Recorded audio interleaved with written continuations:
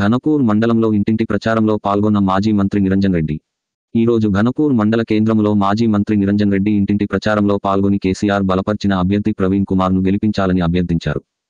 వ్యాపారస్తుల ప్రజలను కలుసుకుని కారు గుర్తుకు ఓటు వేయాలని విజ్ఞప్తి చేశారు.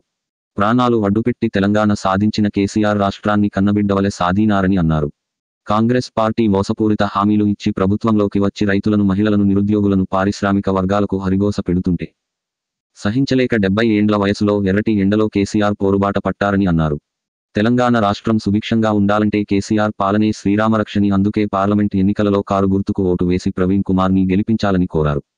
కాంగ్రెస్ పార్టీ హామీలు రైతు బంధు, రైతు బీమా, రుణ మాఫీ, ధాన్యం కొనుగోలుపై క్వింటాలుకు 500 బోనస్, మహిళలకు 2500 రూపాయలు కళ్యాణ లక్ష్మి, కేసీఆర్ కిట్టు, ఉచిత కరెంటు, యువతకు ఉద్యోగావకాశాలు, నిరుద్యోగ భృతి, నైపుణ్య శిక్షణ శిబిరాలు వంటి హామీలు నెరవేర్చలేదని, మళ్లీ కాంగ్రెస్ పార్టీకి ఓటు వేస్తే రాష్ట్రం అంధకారం అవుతుందని అన్నారు. అందుకే కేసీఆర్ బలపర్చిన బీఆర్ఎస్ అభ్యర్థి ప్రశ్నించే ప్రవీణ్ కుమార్ని గెలిపించాలని విజ్ఞప్తి చేశారు.